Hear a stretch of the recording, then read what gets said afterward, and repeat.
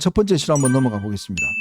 오늘 말이죠. 지금 조태용 국정원장이 홍장원 1차장의 진술에 그동안 진술에 대해서 상당히 좀 이의와 또 사실관계에 대해서 좀 아닌 이야기를 많이 했습니다.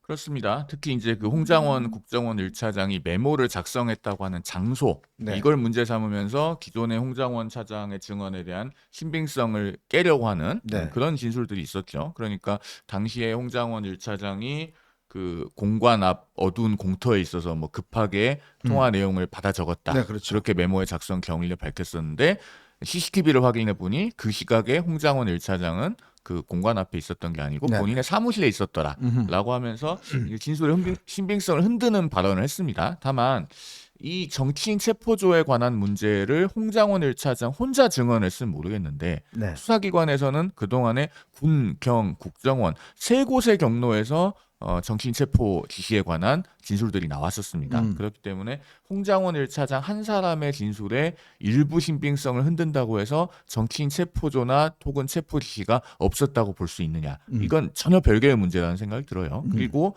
12월 우리가 4일에 기억을 더듬어 보면은 당시 한동훈 전 대표가 윤 대통령을 면담을 했었잖아요. 네, 그렇죠. 그때 왜 나를 체포하려고 했었냐라고 하니까 뭐 개헌포고령을 위반해서 그랬겠지라는 얘기를 들었다고 알려져 있지 않습니까? 네. 그러면 그 얘기인즉슨 뭔가 정치인 체포 시도가 있었다고 하는 것을 인지하고 있었다라는 네. 방증이 되죠, 윤 대통령으로서도. 그렇다면 과연 이런 얘기가 어떤 터무니없는 가공의 것이겠는가, 그렇게 보기는 현재까지는 어렵다는 생각이 들어요. 네. 그리고 오늘 이제 조태용 국정원장의 진술 중에 또 유의미한 부분이 윤 대통령과 홍장원 국정원 1차장은 12월 3일 비상계엄 선포 당일 밤에 두 번 통화를 하죠. 네. 8시 20분경에 한 번 통화를 그렇죠. 하고, 그때 밤에 뭐 중요한 전화할 거니까 잘 받아라 라고 해서 10시 50분이 넘어서 한 번 더 통화를 합니다. 네네. 그리고 그때 이제 뭐 방첩사에 협조해라, 뭐 싹 다 잡아들여라, 그런 얘기를 듣고 홍장원 차장이 이제 방첩사 장관과 통화를 하게 되잖아요. 그런데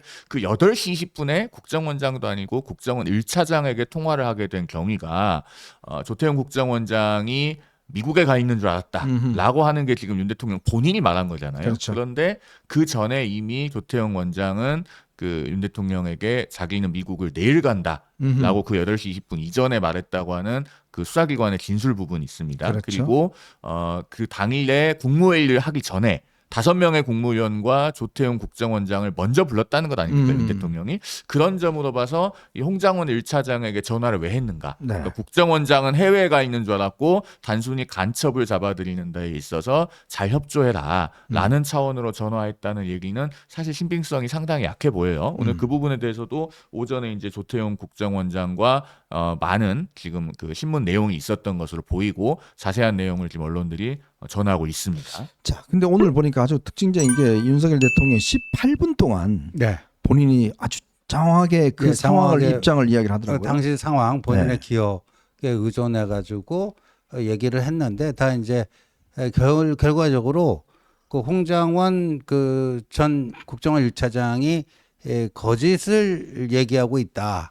결론은 그겁니다. 결론은 그거고 본인이 뭐 정치인 체포 관련해 갖고 홍장원 차장에게 왜 그거를 했겠느냐. 심지어 저 홍장원 차장이 밖에 돌아다니면서 자기는 뭐 대통령하고 저녁 자리에서 술도 많이 먹고 했는데 다 그 뻥이다. 자기가 기억력이 상당히 좋은 사람인데 조태용 원장이 데리고 와서 딱 한 번 저녁 자리에서 반주한 적이 있대. 딱 한 번이다. 네. 예, 뭐 이렇게 수시로 홍장원과 뭐 하지 않는다. 차관급 공직자하고 무슨 뭐 이렇게 대통령이 직접 뭐 그 얘기할 게 있다고 그렇게 자주 하겠느냐. 그러면서 이제 하여간 홍장원 그 증언과 뭐 그 이 메모 이거 신빙성을 하여간 인정하지 않고 문제가 많다라는 것을 집중적으로 이제 부각시키려는 것 같아요. 예, 그리고 오늘 이제 조태용 원장이 얘기한 것 중에 좀 새로운 게 크게 보면 두 가지거든요. 홍장원 차장은 그 지난번 헌재에 나와서 메모를 작성한 그 장소. 네. 장소가 국정원장 공관 앞에서 공터였다 말했죠. 공터에서 했다는데 아니다. 그 시간대에 보니까 홍장원 1차장은 당시 국정원 청사 본인 사무실에 있었더라. 11시 6분. 예, CCTV로 확인이 된다. 그러니까 요 장소 메모 작성 장소가 다르다 하는 것과 자기 그 홍장원 차장이 처음에 얘기할 때는 메모가 두 가지가 있었다. 자기가 서서 야외에서 공터에서 막 흘려 쓰다 보니까 밤이 구르다 보니까 제대로 못 쓴 거를 자기 보좌관에게 다시 좀 깨끗하게 정서를 하라고 했다. 그래서 메모 버전이 두 개인 줄 알았는데 그게 아니고 버전이 네 개가 있더라.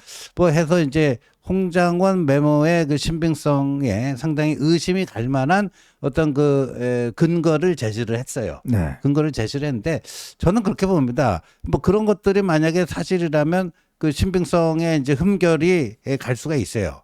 그러나 이 홍장원 그 네 가지 버전이 있다는데 첫 번째 버전이나 두 번째 버전이나 세 번째 버전이나 네 번째 버전이나 약간의 미세한 차이만 있을 뿐이지 정치인 체포 명단이 뭐 이렇게 많이 바뀌거나 그런 거 없이 그 대동소이하다면 네네. 대동소이한다면 그 메모의 버전이 뭐 두 가지고 네 가지고 그게 뭐가 중요하겠는가 본질적으로는 뭐 그렇게 좀 볼 수도 있을 것 같고 아까 우리 송 변호사 얘기했듯이 홍장원 메모에 나와 있는 내용 이거 홍장원만 주장하고 있는 것이 아니다.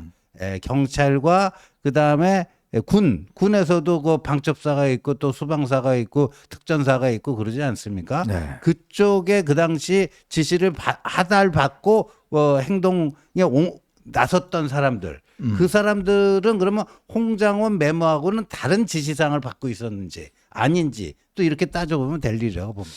지난번 아마 신문에서 당시 아마 윤 대통령 측 김계리 변호사가 그 네. 여성 변호사 있지 않습니까?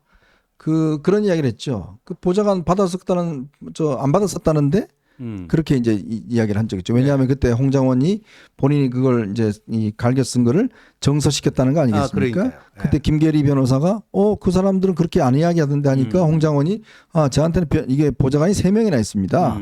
다 그렇게 이야기했냐요? 뭐 이렇게 이야기하니까 뭐 그때 좀 논쟁이 있었지 않습니까? 그러니까 결국은 홍장원이 본인의 어떤 첫 번째 메모를 옮겨 쓰게 했다는 것은 사실로 드러났어요. 네. 그죠? 네. 근데 그게 그거는 이제 오늘 조태웅 원장도 인정했습니다. 그 다음에 이제 한번 옮겨 쓰고 그 다음 날 와서 내가 다시 기억이 안 나서 그런데 네 기억대로 다시 한번 써봐. 라고 했고 그렇게 쓴 게 이제 마지막 거기다 가필한 거. 한 게 이제 이번에 공개된 바로 그 내용이라는 겁니다. 이제 그렇게 이제 정리가 되는 거고. 그러니까 홍장원 본인은 관저 앞에 썼다고 그랬지만 사무실에 있었다. 그리고 이게 문건이 하나가 아니라 4개의 어떤 과정들이 있었다. 자, 요렇게 이제 오늘 증언을 했고, 그리고 홍장원이 어떤 경질 배경도 정치적으로 굉장히 야당의 어떤 뭐 저걸 했고, 예전에 아마 이거는 옛날 이제 문재인 정부 때인 것 같아요. 네. 박지원하고 박선원 등에게 7차례 인사청탁을 했다. 네. 뭐 이런 이야기를 나오는데 이거는 이제 사실은 문재인 정부 때 이야기죠. 그렇겠죠. 네. 그리고 오늘 조태영 국정원장 얘기한 것 중에요. 상당히 우리 언론에서 관심을 갖고 앞으로 휘발성이 있을 만한 소재가 하나 있어요. 어떻게 네. 보면 이제 탄핵 심판의 향방과는 직접적으로 관련은 없을 텐데 조태영 원장이 김건희 여사로부터 계엄 선포 전날 2차례 문자를 받았다. 그러니까 그게 참 희한합니다. 그리고, 왜 국정원장이 김건희 여사한테 2차례 문자를 받고 또 한 번 통화도 했다는 그 거예요? 다음 날 문자 답장을 했다고 들었습니다. 답장을 했다. 네, 그러면은 도대체 왜 그 대통령 배우자가 국정원장에게 문자를 해야 하며 네. 그걸 왜 또 답을 해주는지 그리고 그게 대단한 내용이 아니고 그냥 안부 인사 정도였으면 그냥 뭐 안부 인사차 연락을 했고 잘 계시냐고 답장을 했다. 네. 그랬으면 될 텐데 기억이 안 난다고 그래요. 네. 그렇게 오래된 일이 아닙니다. 2달여 정도면. 그리고 대통령 배우자와 문자를 주고받는 게 그렇게 자주 있는 일일 것 같진 않은데 네. 기억을 못한다고 하니까 저도 이건 뭐지? 라는 생각이 언뜻 들고 그래서 탄핵 심판의 본류와는 별개로 언론에서는 앞으로 이 지점에 많은 관심을 가질 것 같아요. 그래서 저는 미처 생각하지 못했는데 이 사안에서도 또다시 김건희 여사가 등장하는 것을 보면서 참 여러 가지로 많은 생각이 들고 머릿속이 복잡합니다. 김건희 여사는 3일 날은 본인이 성형외과 간 거 아니겠습니까? 그죠? 예, 그 강남 성형외과 네. 그 CCTV로도 그때도 확인이 되지 않았습니까? 6시 무렵에 성형외과에 들어가서 9시 반 무렵에 나왔다. 네. 그때 CCTV로 확인됐죠. 예. 근데 네. 국정원장이 영부인하고 연락합니까?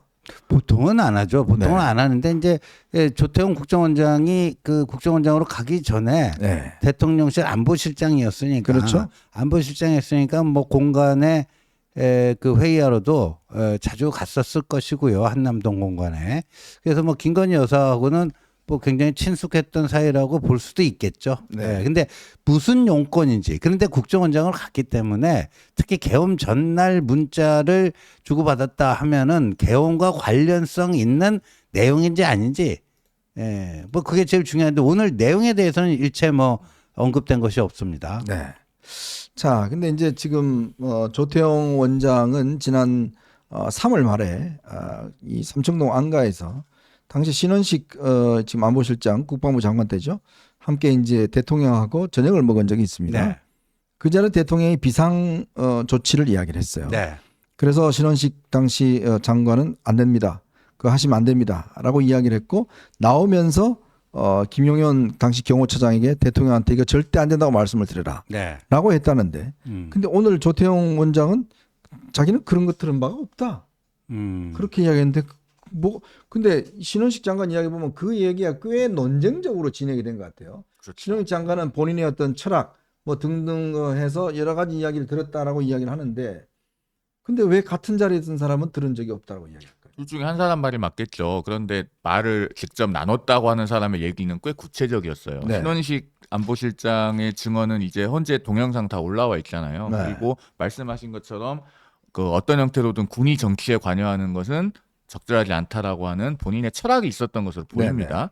그런 것들을 헌재에서 상당히 구체적으로 얘기를 했기 때문에 구체적인 진술이 그 구체적인 정황과 내용이 있는 진술과 그리고 나는 들은 기억이 없다는 진술과 네. 어느 쪽이 더 신빙성이 있는가. 글쎄요. 저는 통상적으로는 그 구체적인 내용이 앞뒤가 맞게 얘기되고 있는 쪽에 더 무게를 둘 것 같은데요. 근데 그 오늘 또 그거 관련해서 대통령께서요.